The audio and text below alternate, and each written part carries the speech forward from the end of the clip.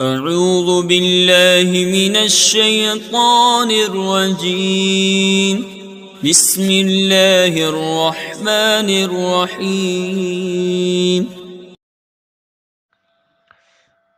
الحمد للہ رب العالمین والصلاة والسلام علی سید الانبیاء والمرسلین اما بعد فاعوذ باللہ من الشیطان الرجیم بسم اللہ الرحمن الرحیم صلاة والسلام علیک یا رسول اللہ وعلی آلک واصحابک یا حبیب اللہ صلاة والسلام علیک یا نبی اللہ وعلی آلک واصحابک یا نور اللہ۔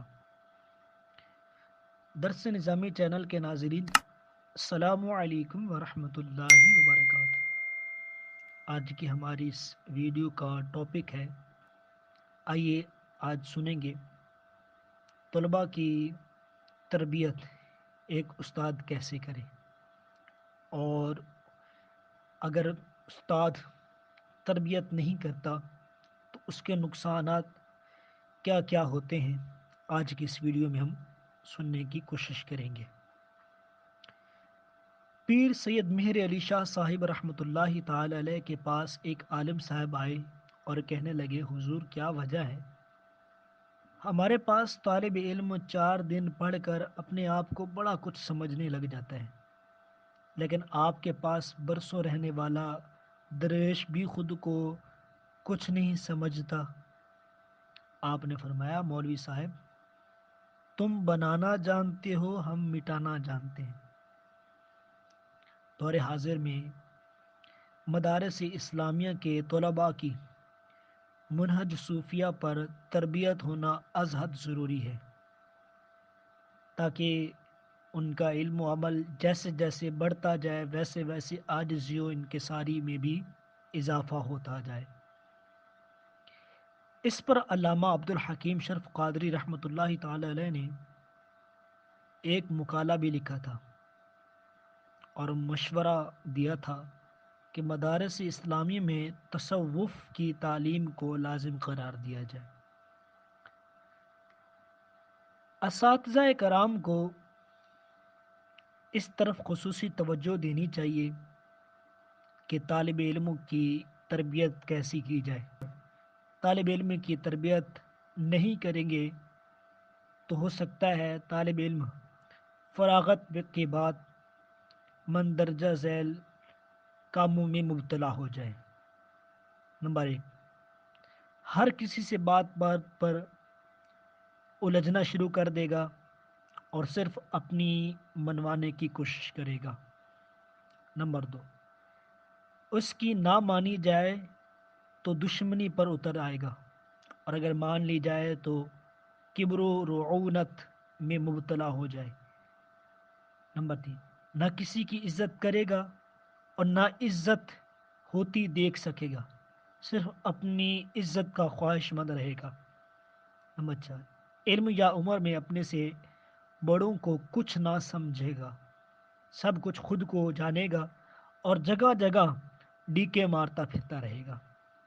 نمبر 5، جملہ آداب اختلاف کو انا خیر منہ کی نظر کر دے گا اور سامنے والا یہ کہنے پر مجبور ہو جائے گا کہ لوگوں سے بگاڑ پر ٹھنا پھرتا ہے، کس بات پہ اس قدر تنا پھرتا ہے، کم بخت نے 4 لفظ کیا سیکھ لیے، علامہ فہامہ بنا پھرتا ہے۔ اگر استاد کسی طالب علم میں یہ باطنی و نفسیاتی مرض محسوس کرے تو اب کیا کرے؟ اسے چاہیے کہ از خود تادیبی کارروائی کرے، اسے کسی کے سپرد نہ کرے۔ ایسے مریض کو استاد یا شیخ ہی کچھ سمجھا سکتا ہے، اگر کسی اور نے اس کو نصیحت کی تو وہ نصیحت قبول نہیں کرتا۔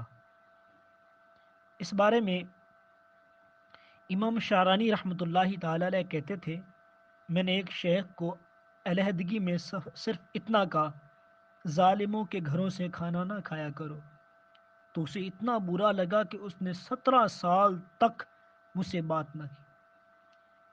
استاد کو چاہیے کہ ایسے شاگرد کو اس طرح بھی تادیبی کر سکتا ہے، اس کو اس طرح بھی ادب سکھا سکتا ہے نمبر 1، موقع کی مناسبت سے اس کی بات سنی انسنی کر دے۔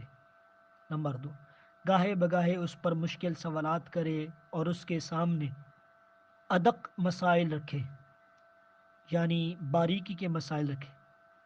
جب وہ باریکی کے مسائل سنے گا، مشکل سوالات سنے گا، تو اسے جواب نہیں آئے گا، اس کا فائدہ یہ ہوگا کہ اس کے غرور کا بت ٹوٹ جائے گا۔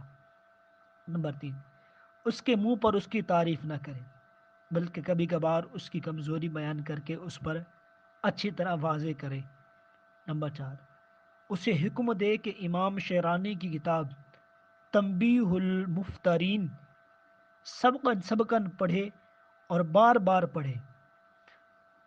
نمبر 5، اسے کسی عارف باللہ سے بیعت ہونے کا مشورہ دے، اللہ نے چاہا تو وہ اس مہلک مرض سے شفا پا جائے گا اور اس کی دنیا و آخرت بہتر ہو جائے گی، اور انشاءاللہ الکریم اس کا ثواب استاد کے نامۂ اعمال میں بھی درج ہوتا رہے گا۔ اللہ پاک ہمیں اپنے اساتذہ کا ادب کرنے کی توفیق عطا فرمائے اور اپنے طلباء کرام کی تربیت کرنے کے اندر اللہ پاک ہمیں کامیابی عطا فرمائے۔ آمین بجاہ خاتم النبی الامین وصلی اللہ تعالی علیہ وسلم۔